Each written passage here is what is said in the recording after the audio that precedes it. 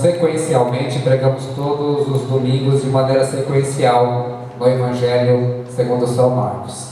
O Evangelho de Marcos é o menor evangelho da Bíblia e o Evangelho de Marcos ele provavelmente serviu de base para os demais evangelhos. É o evangelho mais resumido, é o evangelho mais da ação, é um evangelho que foi escrito para os gentios, mais precisamente para os romanos, que mostra Jesus como um grande vencedor, como um grande capitão, um grande general, sob o qual todos devem obediência, os espíritos imundos, as doenças, enfim. E é um evangelho de muita ação. Nós já estamos chegando no final do Evangelho de Marcos, estamos pregando nele, já deve fazer quase 2 anos ou mais, 2 anos que pregamos o Evangelho de Marcos.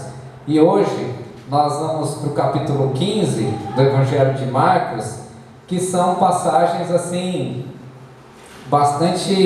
não são passagens muito fáceis de serem exploradas, haja vindo os relatos que ali são feitos e a situação que o nosso Senhor passou de julgamento, de escárnio, de humilhação. Então eu peço que vocês sempre estejam orando para que o pastor e os irmãos que ministram aqui na frente tenham a revelação de Deus e a experiência do Espírito Santo para que possam pregar realmente a palavra do Senhor, para que a igreja seja alimentada, em nome de Jesus. Então orem sempre por nós, pelos pastores, para que a gente possa sempre trazer o pãozinho fresco do céu, pois pela palavra dele que nós vivemos. Então nós vamos ver o capítulo 15 do Evangelho de Marcos. E se você encontrou, peço que você fique em pé para a leitura da palavra. Se alguém não tiver Bíblia e você estiver do lado vendo alguém sem Bíblia, empreste para essa pessoa, compartilhe com ela a sua palavra,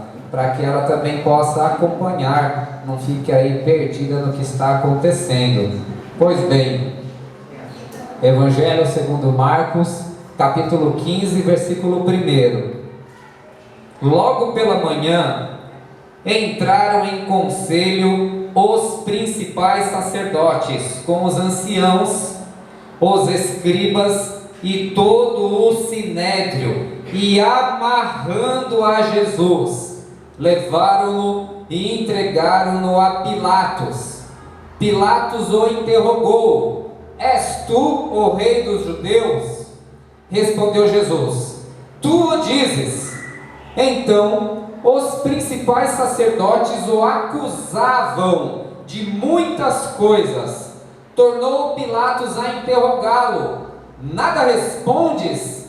Vês quantas acusações te fazem? Jesus, porém, não respondeu palavra, a ponto de Pilatos muito se admirar. Ora, por ocasião da festa era costume soltar ao povo um dos presos, qualquer que eles pedissem. Havia um chamado Barrabás, preso com revoltosos, amotinadores, os quais em um tumulto ou em uma sedição havia cometido homicídio. Vindo a multidão, começou a pedir que lhes fizesse como de costume, e Pilatos lhe respondeu dizendo: Quereis que eu vos solte o rei dos judeus?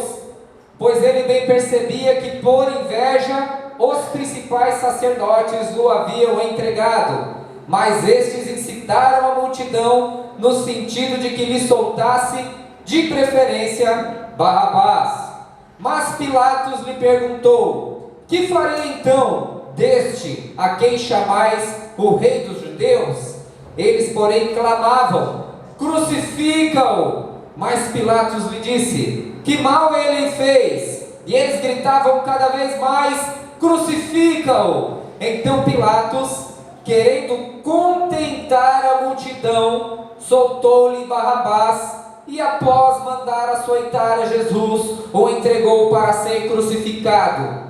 Então os soldados o levaram para dentro do palácio, que é o pretório, e reuniram todo o destacamento. Vestiram-no de púrpura e, tecendo uma coroa de espinhos, lhe puseram na cabeça. E o saudavam dizendo: Salve, rei dos judeus! Davam-lhe na cabeça com um caniço, cuspiam nele e, pondo-se de joelhos, o adoravam. Depois de o terem escarnecido, despiram-lhe a púrpura e o vestiram com suas próprias vestes. Então conduziram Jesus para fora, com o fim de o crucificarem. Amém. Oremos. Senhor Deus e Pai, por favor, se for possível, transporta, Senhor, a nossa mente para esses lugares sujos pelos quais o Teu Filho Jesus foi julgado, Senhor. Nos leva agora à presença, Senhor, dos sacerdotes, dos escribas, dos anciãos. Nos leva agora, Senhor, a enxergar como estes homens mentiram, caluniaram o Cristo. Nos leva, Senhor, agora à presença de Pôncio Pilatos, Senhor, em nossa mente, para que nós possamos ver o quanto esse homem, mesmo sabendo que Jesus era inocente, foi tão covarde, Senhor, a ponto de não libertar o Cristo, mas fazer a vontade dos líderes de Israel e também da multidão. Nos leva, Senhor, agora, ó Deus, para dentro dessa multidão manipulável, raivosa, ímpia, que preferiu um assassino do que o Filho de Deus, Senhor. Nos leva agora para o meio dessa multidão.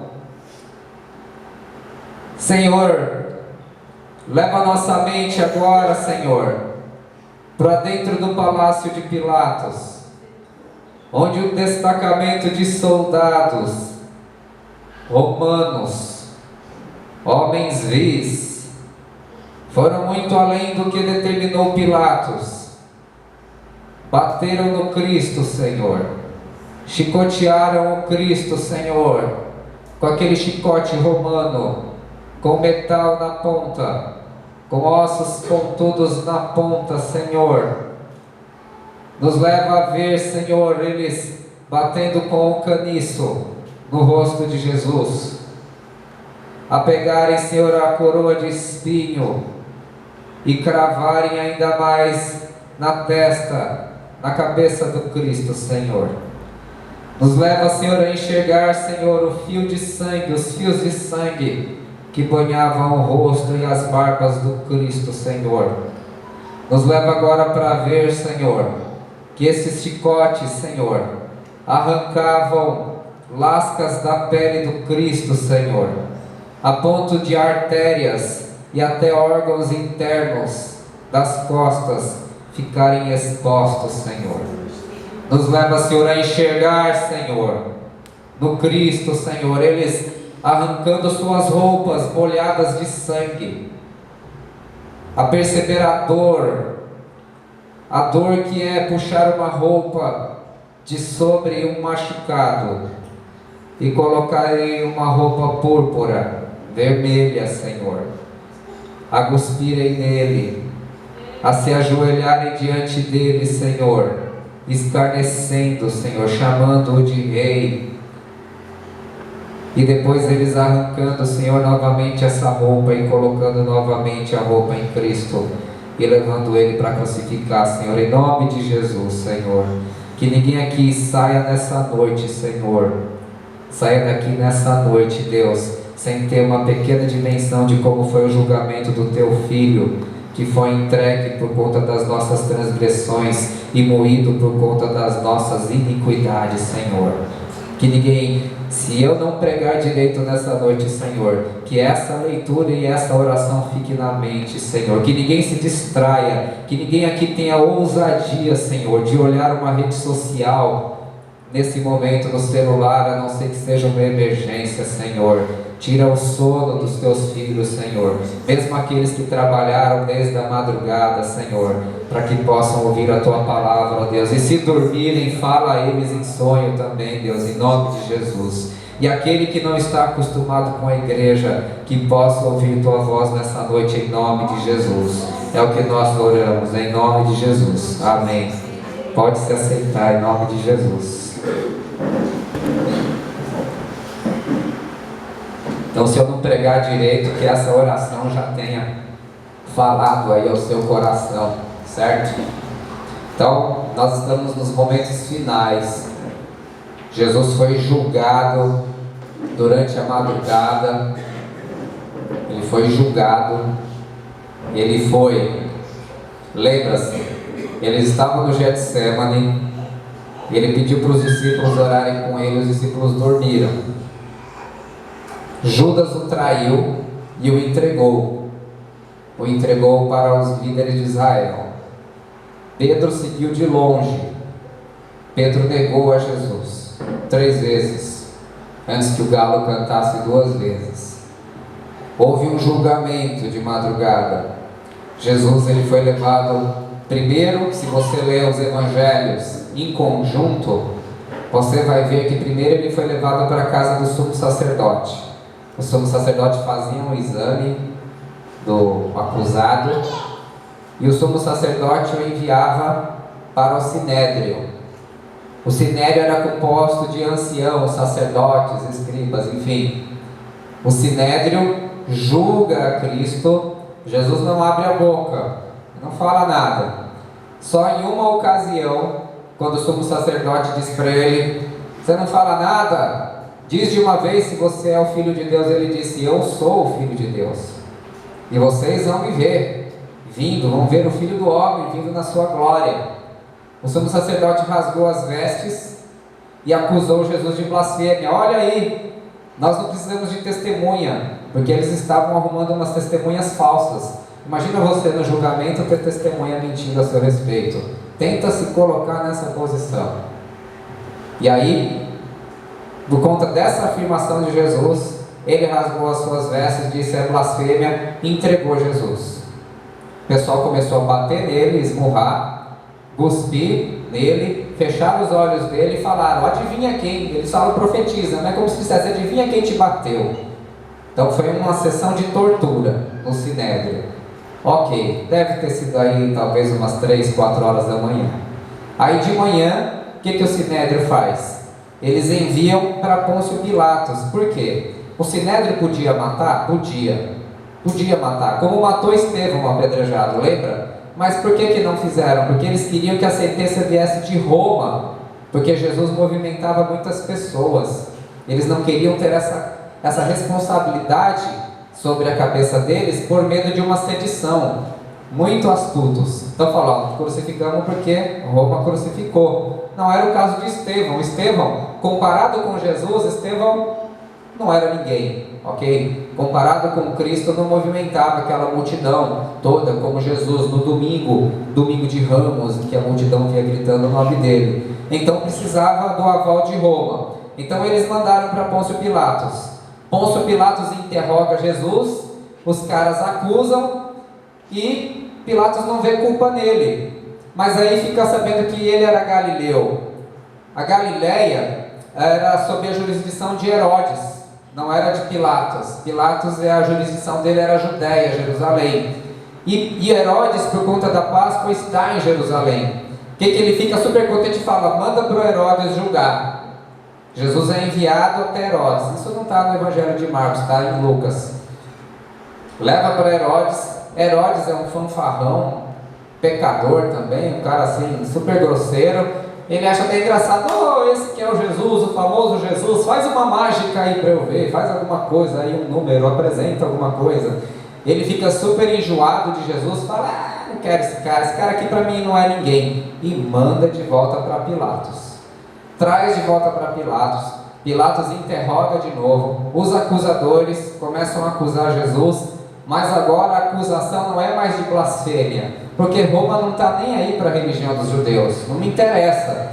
Então a acusação contra Jesus agora é política. Isso também está em Lucas. Eles começam a dizer: olha, esse cara aí, ele é um agitador, ele está ensinando as pessoas a não pagarem imposto para Roma. E além de tudo, ele se diz que é rei no lugar de César. Aí o Pilatos pergunta e fala: você não vai responder nada? Jesus, em silêncio. Pilatos olha para os caras e percebe que os caras estão mentindo. Pilatos é um cara super astuto. Pilatos é um cara cruel, é um cara da política, é um cara que mentiroso e que sente o cheiro de mentira no ar. Ele sabe que eles estão mentindo e ele tenta convencer: olha, eu não vejo culpa nele. Até que eles falam: se você não matar esse Cristo, você não é amigo de César. E Pilatos, ele era um procurador da Judéia, ele tinha, a única obrigação dele era manter a paz em Jerusalém, na Judéia, e a Páscoa era sempre um momento perigoso, porque a cidade estava lotada. E aí então, ele começa a ficar preocupado, porque ele solta Jesus, a liderança de Israel pode incitar a multidão contra ele, não para tomar o poder, mas para desestabilizar o poder dele e ele ser retirado, ser substituído. Então ele quer manter a paz. Ele tem uma ideia: bom, já que eu não consigo convencer os líderes judeus, e a multidão me pede agora que na Páscoa eu sempre solto um preso, eu vou colocar o Barrabás. Foi o próprio Pilatos que escolheu colocar Jesus e Barrabás, porque na cabeça do Pilatos ele achou assim: pô, se eu colocar um cara super mau, super cruel, eles vão escolher o Barrabás, eles vão escolher Cristo, com certeza, porque esse cara aqui é um cara que não tem culpa, mas esse Barrabás aqui é um assassino confesso. E o povo com certeza vai escolher o Barrabás. Ele leva os dois. Quem já assistiu o filme de Jesus já viu. Leva o Barrabás e leva o Cristo. O Jesus, a quem chama o Cristo, o rei dos judeus. E pergunta a uma multidão: quem vocês querem que eu solte? Na esperança que a multidão escolhesse Jesus. Nessa esperança. E a multidão, que já havia sido manipulada pelo clero, já havia sido manipulada pelos líderes de Israel, escolhe Barrabás. E o Pilatos começa a desesperar: mas o que ele fez? Quem vocês querem escolher? E eles: Barrabás. Mas ele não fez mal algum. Barrabás. Mas ele é o rei dos judeus, ele é o nosso rei. Barrabás. E o que é que eu faço com esse? Crucifica-o, crucifica-o. Mas ele não fez mal algum. E a própria multidão, veio da própria multidão o grito de dizer que se ele soltasse Cristo, o Jesus, ele não era amigo de César, e ele começa a estremecer. A esposa dele fala: não se meta com esse justo, eu tive um sonho com ele, foi muito ruim. E aí o Pilatos, ele lava as mãos, fala: ó, eu estou livre do sangue desse justo, meio que querendo se isentar, e entrega Jesus para ser crucificado, mas manda primeiro açoitar. Os soldados romanos, o texto diz que é um destacamento inteiro. Um destacamento talvez fossem 600. Eu não sei se tinha 600 ali, posso estar equivocado nos números. Mas diz que eles levam para o interior do palácio, porque a tortura em Roma era um estado de direito, mas eles não aplicavam o direito romano para um cidadão romano da mesma forma que aplicava para um judeu. Um cidadão romano, ele não podia ser crucificado e nem podia levar aquele tipo de chicotada que Jesus levou. Ele entrega Jesus para ser crucificado e ser açoitado. Ele só queria açoitar e soltar, mas não pôde fazer isso, não quis fazer isso. Entrega. O chicote era tipo um punho assim que a pessoa segurava assim, e na ponta do chicote você tinha pedaços de chumbo, de metal, prego e ponta de ossos. Então quando você dava uma chicotada, na hora que ele puxava, saía pedaços da carne de Jesus, pedaços de carne. E como ele sofreu muitas chicotadas, 20, 30, o número não é narrado aqui, muito possivelmente ficaram expostas as veias de Jesus, artérias e até alguns órgãos internos. E quando eles pegam uma coroa de espinho e enfiam no Cristo, eles enfiam e batem com o caniço, começa naturalmente a sair alguns fios de sangue, porque a nossa cabeça tem alguns pequenos vasinhos aqui, é muito fácil de sangrar, então começa a sair. Eles tiram a roupa de Jesus e ele já está machucado porque ele já tinha apanhado no sinédrio, agora ele apanhou mais. Eles arrancam, puxam a roupa. Você imagina aquele sangue coagulado na roupa, e quando quem aqui já se machucou e puxou uma camiseta, dói pra caramba. Então eles puxaram aquilo, colocaram uma roupa vermelha, púrpura nele, colocaram o caniço como se fosse um cetro e começaram a se ajoelhar. E o texto diz que batiam nele, cuspiam nele, tiravam o sarro dele, e aí finalmente ele é entregue, levado para ser crucificado. Na sequência do texto a gente sabe que Jesus era um homem forte, tanto é que ele expulsou os cambistas só na chicotada, na segunda-feira anterior, mas agora ele já não tinha mais força para carregar a cruz, porque ele já estava muito machucado. Aí um tal de Cirineu foi lá e o ajudou depois. Aí são as cenas do próximo capítulo. Então esse aqui é o contexto do que aconteceu com Jesus. Esse é o contexto. E aí eu quero avaliar com vocês a postura de cada personagem envolvido nessa história, nessa narrativa, e verificar o que a gente pode aprender com essa situação. Se você estiver com a sua Bíblia aberta, você vai verificar que no versículo 1 diz que logo pela manhã entraram em conselho os principais sacerdotes com os anciãos e os escribas. Os principais sacerdotes com os anciãos e os escribas. Quem são os sacerdotes? São a liderança espiritual de Israel, os pastores. Quem são os anciãos? São os homens mais respeitáveis da comunidade. Quem são os escribas? São os mais estudados. E quem é o sinédrio? É a liderança política de Israel. Então, você imagina, o sacerdote é o líder espiritual da tribo de Levi. São eles os responsáveis pelo culto. Os escribas são os homens mais estudados, os que mais estudaram a Bíblia Sagrada, o Antigo Testamento, porque eles copiavam, escreviam, eles atuavam como advogados. Os anciãos são os homens mais respeitáveis, são os presbíteros, são aqueles que formam os grandes conselhos, que lideram sinagogas, muitas vezes. E o que é o sinédrio? É uma espécie de senado, ou seja, são os homens mais poderosos, eles são os homens mais cultos, eles são os homens que mais conhecem a Bíblia Sagrada, eles são a liderança espiritual, eles são aqueles pelos quais Israel era guiado, e são eles os que menos conhecem a Deus. São eles os que menos fazem a vontade de Deus. A vontade que eu digo, a boa vontade de Deus naquele momento. São eles que estão assassinando Jesus. Então isso mostra para a gente que conhecimento, posição social, posição eclesiástica não faz necessariamente de alguém um homem e uma mulher de Deus.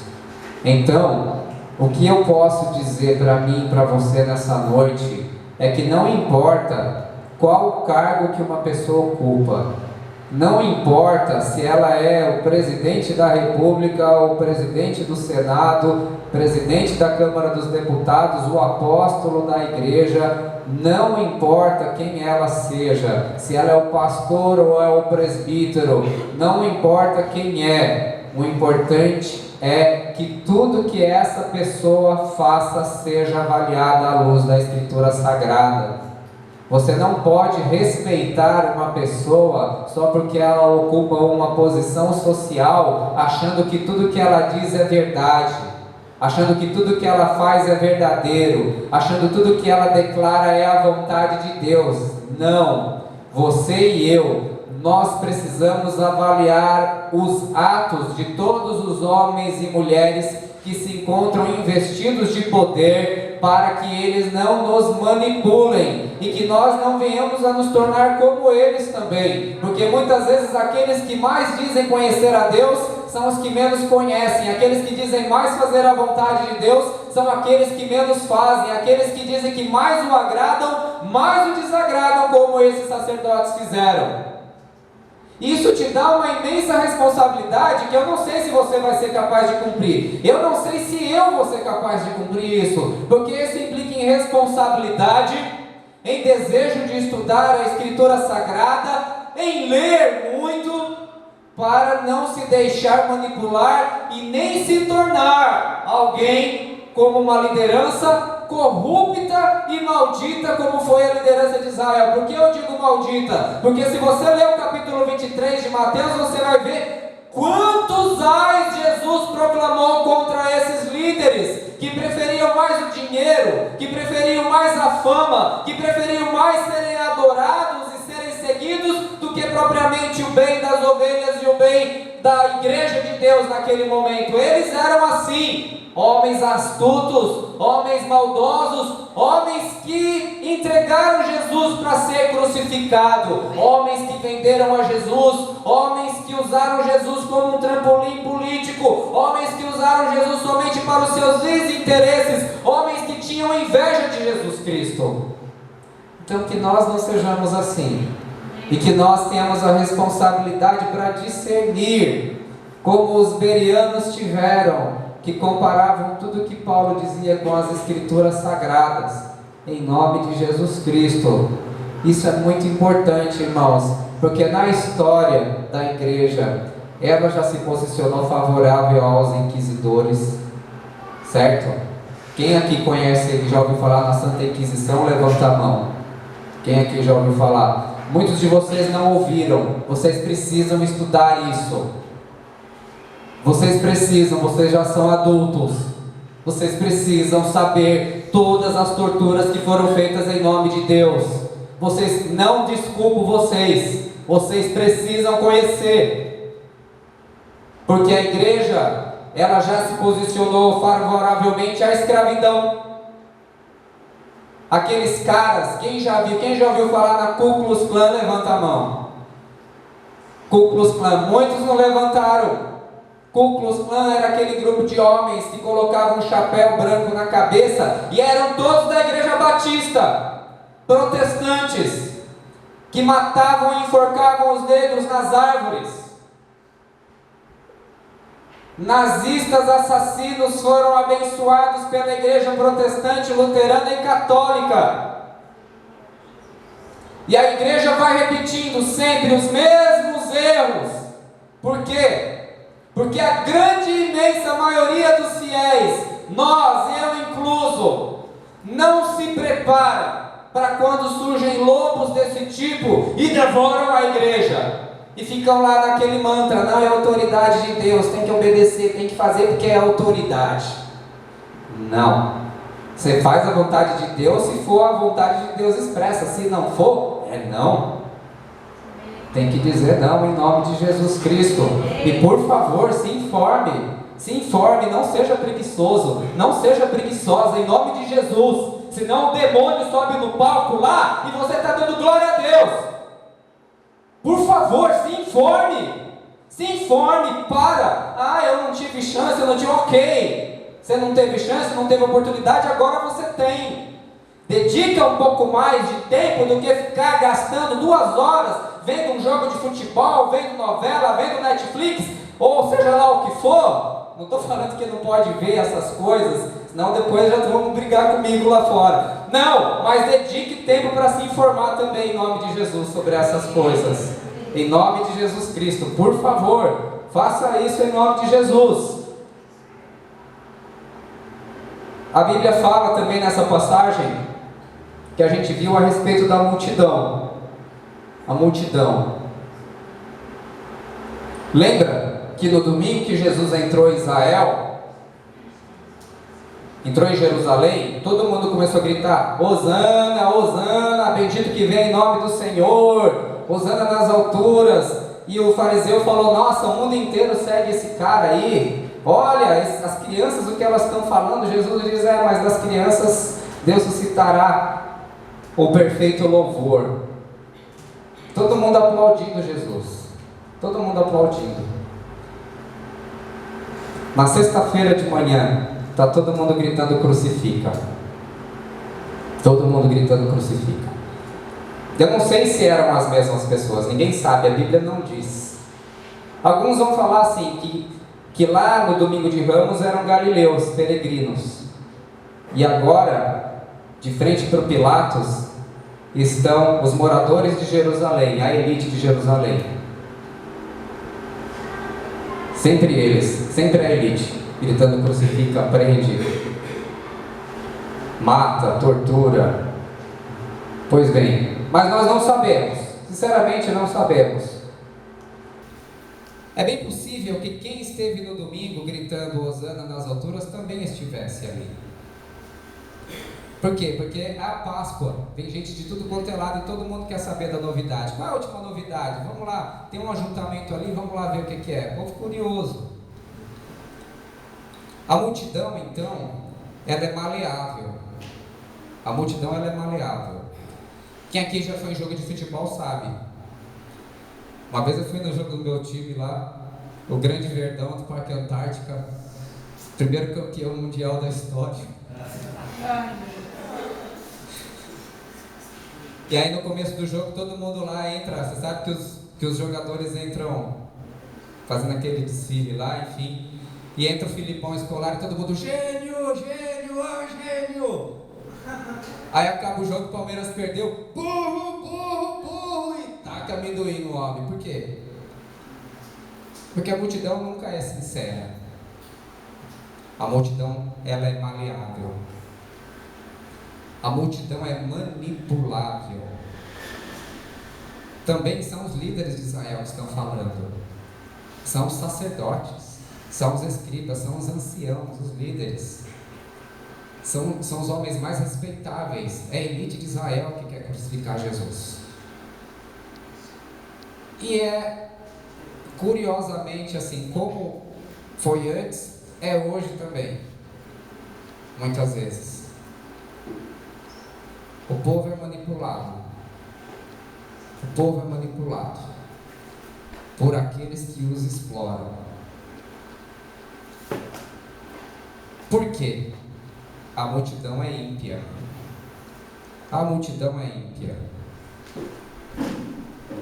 Eles sugerem, mas foi a multidão que escolheu Barrabás. Quem é Barrabás? Barrabás, ele não é um assassino comum, não é um preso comum. Ele muito provavelmente é um preso político. Ele provavelmente era um revoltoso, um cara da rebelião armada.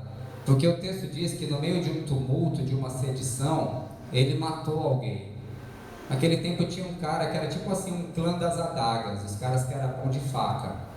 E ele provavelmente matou, talvez, não sabemos aí, um membro da elite de Israel, ou mesmo um romano, não sabemos.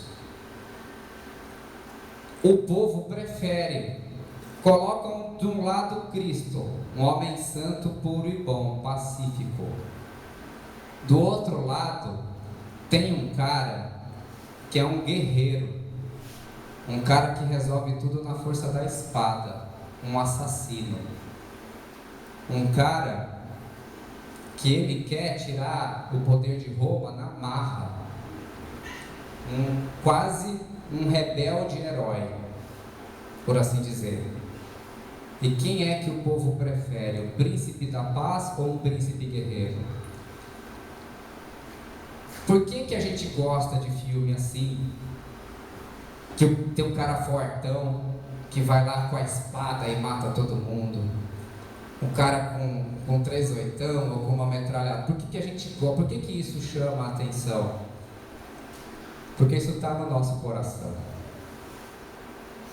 A gente gosta do cara que resolve a coisa na violência e na marra. O movimento negro rejeitou Luther King, porque ele dizia que tinha que dar a face, que não podia voltar. Ele usou o Sermão do Monte. Parte do movimento negro liderado por Malcolm X, Black Panthers, detestavam Luther King. Como assim paz? Como assim perdão? Para quem nos escravizou, para quem... É esse o sentimento sempre da multidão. A multidão é ímpia, a multidão é manipulável, a multidão é maleável. Então vou te dar hoje lição. Um texto como esse, irmãos, ele dá lição, são lições para nós impossíveis de você fazer no braço da carne. Aqui não tem tipo 3 passos para ser feliz, 3 passos para cuidar bem da sua esposa. Tem também, mas não nesse texto aqui. Esse texto ele lança o desafio para que você não faça parte da multidão, para que você não seja manipulado com a multidão, para que você não tenha a mesma opinião que a multidão tem, para que quando a multidão decidir pelo mal, você não seja arrastado junto. Porque a Bíblia diz, Jesus ensinou que largo e espaçoso é o caminho que leva para a perdição, mas apertado e estreito é o caminho que leva para a vida. Que você e eu possamos passar por esse caminho em nome de Jesus. Que nós passemos por esse caminho. Não vai ser fácil, não é fácil, não vou enganar você. É mais fácil desligar a consciência aí com a multidão, é mais fácil fazer isso daí. Mas é o caminho da multidão, é o caminho da perdição. Meus irmãos, que Deus te ajude e me ajude a não ser manipulado com a multidão em nome de Jesus. É muito difícil e precisa ter muita coragem para isso. Não sei se vamos conseguir, mas espero que a gente consiga em nome de Jesus. Em nome de Jesus. E aí, tem outra figura aqui. Pôncio Pilatos. Pôncio Pilatos. Pôncio Pilatos é um cara cruel. Ele é um cara ruim. Na história você investiga, é um cara ruim, péssimo. Mas ele tem uma importância tão grande para a história do cristianismo que ele entrou até no credo apostólico. Foi crucificado sob Pôncio Pilatos, ressuscitou ao terceiro dia, subiu aos céus. O nome dele aparece no credo, porque ele foi fundamental para o que aconteceu. Pilatos é homem astuto. A Bíblia diz que ele sabia que Jesus era inocente, mas ele mesmo não solta. Por quê? Porque ele não quer desagradar as pessoas. Tem gente que vive só para agradar os outros. Ele não sabe falar não. Não, vocês estão errados, ele é inocente, vou soltar. Entrega Jesus porque não quer desagradar a multidão, porque não quer desagradar os líderes, porque tem medo de perder o cargo. Ele sabia que Jesus era inocente. Ele tinha poder para soltar. Ele falou para Jesus: você não me fala nada? Eu tenho poder para te soltar. Jesus disse: nenhum poder você teria sobre mim se do alto não te fosse dado. E ele fala para Jesus: e aí, você é o rei dos judeus? E aí a frase mó polêmica. Jesus olha para ele e diz: você que está dizendo. E aí as pessoas se dividem. Uns dizem: aí Jesus afirmou que ele era rei dos judeus. E outros dizem assim: aí Jesus com essa frase disse que desse pessoal eu não quero ser rei não. Eu estou mais na segunda opinião. Ele era o rei. Mas sabe, quando alguém responde assim: você que está dizendo. Eu acho que esse foi o espírito do que Jesus disse. E Pilatos sabia que ele era inocente, mas ele não solta Jesus, porque ele teme desagradar a liderança de Israel, e ele teme desagradar a multidão. E ele lava as mãos e se omite. E aí eu vou falar outra lição super difícil para você e para mim. Se você ver o mal e se omitir, você contribui para que ele permaneça e vença. Se você souber fazer o bem e não faz, você já pecou, disse Tiago. Se você vê uma situação de injustiça e lava as mãos só porque você não provocou essa situação, você também se torna responsável por ela. Acho que foi o Luther King que disse: o que me preocupa não é a palavra e a ação dos maus, mas sim o silêncio dos bons. Não fui eu que levei aquele negro lá para ser enforcado. Eu nunca tive escravo. Mas se você não fala nada, você está contribuindo para que aquilo aconteça. Eu não sou judeu. Eu não sou o Hitler, eu não faço parte do governo. E aí, Essa criança judia que está aqui, não é responsabilidade minha, não fui eu que decretei que eles têm que ir para uma câmara de gás e morrer, não fui eu não tenho culpa. Mas você podia ter guardado essa criança e escondido ela, como muitos fizeram, como Roger de Taizé fez, como Madre Teresa apoiou, como até muçulmanos salvaram crianças, e outras pessoas também. Quem assistiu a Lista de Schindler sabe, né, quantos homens foram salvos, judeus, por aquele homem. Então, se você vir enxergar a injustiça e se omitir, você já contribui com ela. E essa aqui também não é uma lição de 12 passos, não, porque é algo que a gente faz sempre, dentro do metrô, dentro do trem, no nosso trabalho, sempre. Os pequenos atos de injustiça são super difíceis de serem realizados, porque a gente quer o quê? Ficar com a cuca fresca e não quer arrumar problema. Eu acho que a maioria de nós já foi culpado disso alguma vez, por causa da nossa própria segurança. Quem é que tem coragem de levar uma palavra profética, às vezes, para um policial corrupto, para um político corrupto, para um traficante do bairro? Falar, você está errado, você está levando pessoas para a morte, como João Batista. João Batista falou, olha, contente-se com o seu soldo, não seja corrupto contra ninguém. Ele não disse, João Batista, quando pregou para os soldados, disse isso. Ele disse para Herodes, essa mulher aí não é tua não, meu cara, meu chapa, não tinha listo ficar com essa mulher não, essa mulher é do teu irmão. Foi preso, cortaram a cabeça dele. Porque ser historiador, depois que já aconteceu, eu sou um bom historiador. Não posso dizer historiador porque eu não fiz faculdade de história, mas eu li um pouco, até que eu conheço um pouco. Contar o que aconteceu eu sei, mas ser profeta para falar na hora que acontece tem pouco. E aí fica com essa criancice, profetiza para o irmão que está do seu lado, que a vida dele vai ser uma bênção. Isso é uma bobagem. Desculpa, se for feito com sinceridade, ok, não vou mexer na sua espiritualidade não, continua. Mas isso não tem nada a ver com a profecia dos profetas bíblicos. Isso não tem nada a ver. Não tem nada a ver. Isso é desrespeitar a memória de João Batista.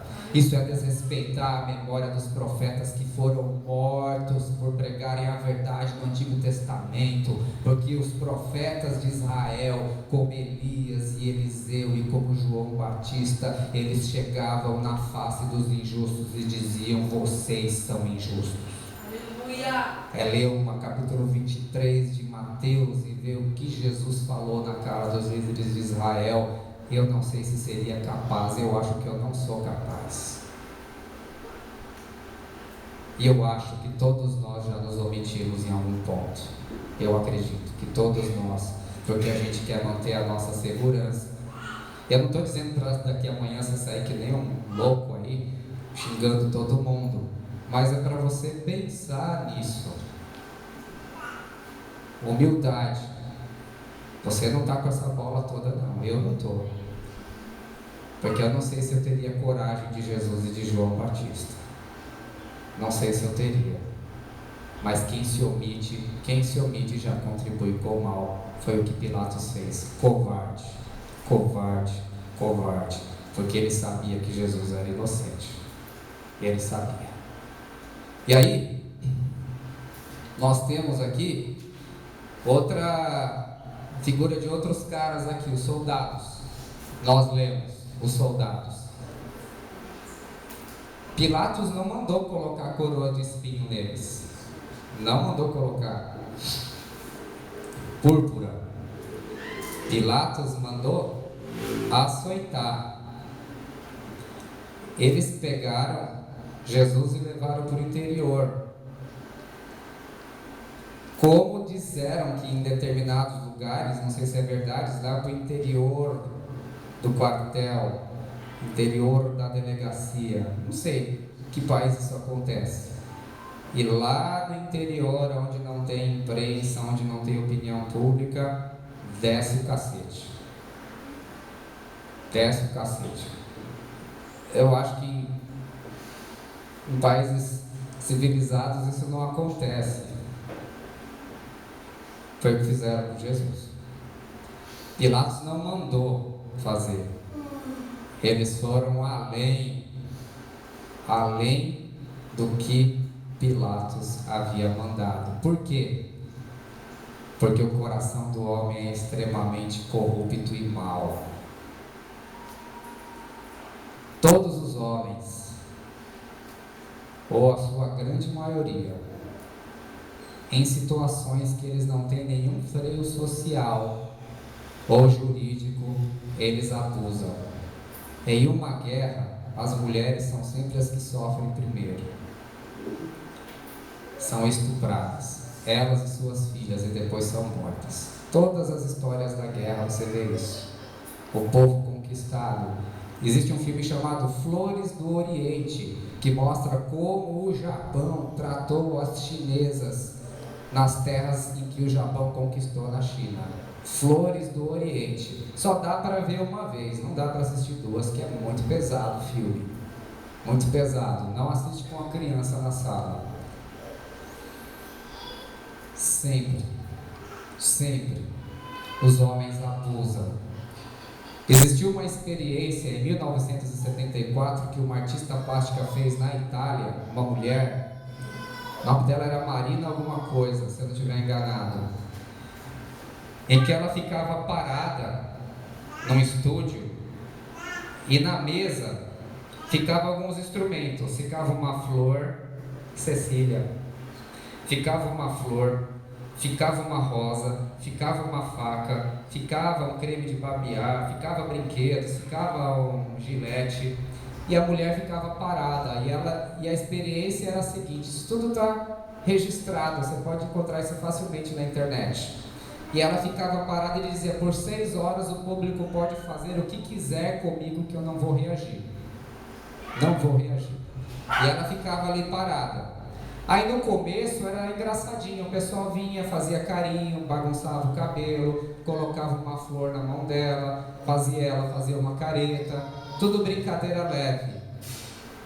De repente, com o passar das horas, começou a ficar pesado. Uma pessoa veio, cortou um pedaço do cabelo. O outro veio e tirou a blusa. Ficou só com aquele negócio que a mulher usa aqui para cobrir o seio, não era o sutiã, não sei o nome daquilo lá. Eu confundo tamanco com salto alto. Tipo um top. E aí uma pessoa foi passar a gilete nela e cortou o pescoço. O outro foi, pegou a rosa e arranhou a barriga. Começaram a colocar as mãos nas partes íntimas dela. Por 6 horas e ela não reagiu. Ela ficou um trapo.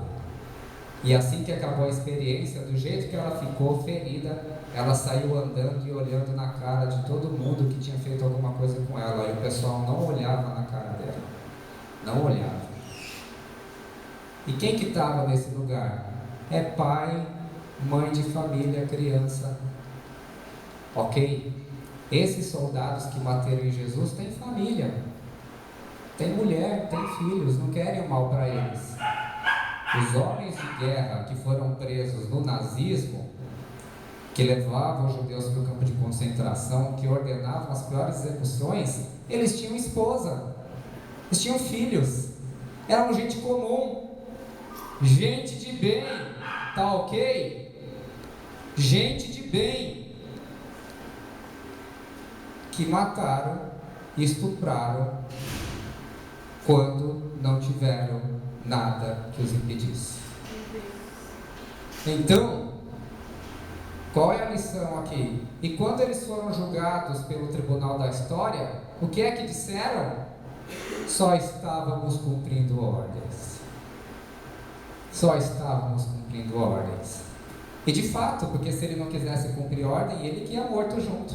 Teve gente que não quis cumprir ordem junto e foi junto para o campo de concentração com o judeu. Quem conhece a história de Erich Bonhoeffer, pastor luterano, da igreja confessante, que foi morto porque fez oposição a Hitler.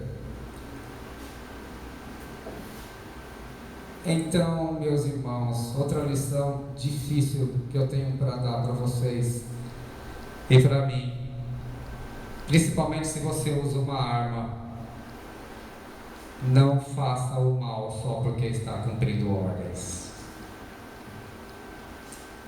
Eu me penalizo muito por um soldado e por um policial, às vezes, que são ensinados a seguir uma rígida escala hierárquica sem questionar. Mas naquele dia, eu não sei se a desculpa "estou cumprindo ordens" vai te salvar a pele. E essa lição é muito difícil também, porque vai implicar em risco. Estou cumprindo ordens aqui, mas eu não vou obedecer porque isso está errado. Como as parteiras no Egito, que não mataram as crianças por ordem de Faraó, colocando sua vida em risco. É isso. Será que nós vamos ter coragem? Eu não sei. Eu não estou aqui bradando, né? Pregação geralmente é aquela coisa meio triunfalista, assim: quem vai cumprir vai obedecer. Cara, eu não sei. Eu não vou fazer você pecar aqui, fazendo você prometer uma coisa que talvez você não seja capaz de cumprir. Esses foram os soldados. Agora, eu peço que você aguente mais um pouco, que nós vamos falar sobre Jesus. A postura de Jesus. Quando eu preparava esse texto, muitas vezes eu chorei pensando na postura do nosso Senhor, que estava agonizando no Getsemane, chorando, agoniado, angustiado, abandonado pelos amigos, traído por Judas Iscariotes, negado por Pedro, preso como um malfeitor, mas passou por tudo isso com a maior serenidade. Olha para Jesus, compara a postura de Jesus com os outros personagens.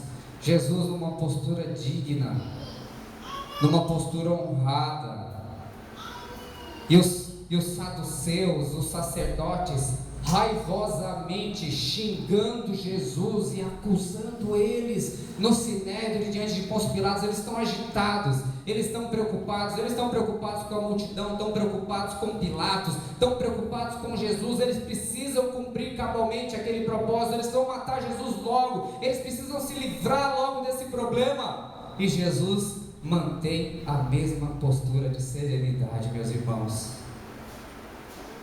Olha a postura de Jesus comparada com a de Pilatos. Pilatos preocupado com a multidão, preocupado com os líderes de Israel, preocupado com o seu cargo, tentando se livrar de Jesus, empurra Jesus para Herodes, empurra Jesus para os judeus, empurra Jesus para a multidão, super temeroso, super ansioso. E Jesus mantendo a sua postura de dignidade. Compara Jesus com a multidão. Crucifica esse maldito, crucifica esse malfeitor, e xinga, e grita, e fala, e berra, e pede a morte. Você acha que Jesus está lá no palco? Por favor, escolhe a mim, eu só fiz o bem, me escolhe. Jesus não abre a boca. Aleluia. Jesus foi espancado no sinédrio. Compara Jesus com a covardia dos seus conterrâneos, que lhe fecharam os olhos, bateram e fala: profetiza quem te bateu. E ele sabe quem foi, porque ele é o rei dos reis. E ele não fala. Ele poderia falar: eu sei que foi fulano, ciclano, beltrano, conhece seu pai, sua mãe, ia parar na hora, dá uma carteirada. Ele fica quieto e se deixa abater, apanhar. E diante dos soldados romanos, não há nenhuma menção de que ele tenha pedido para parar. Sofreu sim, gemeu sim, gritou certamente, mas olha a postura de dignidade que Jesus teve. Aleluia! Meu irmão, Isaías, ele foi entregue por causa das nossas transgressões. Ele foi entregue. Judas o entregou para Caifás. Caifás o entregou para o Sinédrio. Sinédrio o entregou para Pilatos. Pilatos o entregou para Herodes. Herodes o entregou para Pilatos. Pilatos o entregou para ser crucificado. Porque aprove ao Pai entregar o Filho pelas nossas transgressões. Aleluia! Aprove, ele foi entregue. Jesus, Isaías diz, ele foi moído por conta das nossas transgressões. Isaías 53, ele foi moído. No Sinédrio foi espancado, de olhos vendados, foi cuspido. No palácio de Pilatos, pelos soldados, ele foi moído pelas nossas transgressões. Está lá em Isaías, pelas nossas transgressões. Se eu quisesse, eu chamava uma legião de anjos e eles me libertavam aqui, mas não, seja feita a minha vontade, sim a vontade do Pai. Ele orou no Getsemane. Aleluia. E lá em Isaías, ele foi oprimido e humilhado, mas não abriu a sua boca. Como cordeiro foi levado ao matadouro, como ovelha muda perante os seus tosqueadores, ele não abriu a boca. Diante do sumo sacerdote, ele não abriu a boca. Quando foi julgado no Sinédrio, o texto deixa claro, ele não respondeu aos seus acusadores. Ele só confirmou que realmente era o Filho de Deus. E por conta disso foi acusado de blasfêmia. Diante de Pilatos, Pilatos ficou admirado. Ele não abriu a boca. E quando Pilatos colocou ele diante da multidão, se você acompanhar o texto em Lucas e João, você vai ver que no momento ele dizia para Jesus: você não vai falar nada, eu posso te libertar. Ele não abriu a boca. Como ovelha muda, ele foi entregue aos seus tosqueadores, foi moído por conta das nossas transgressões. Esse é o seu Senhor, esse é o seu Cristo, esse é o seu Jesus, esse é aquele que entregou a vida para te salvar, esse é o Cristo que morreu por mim e por você.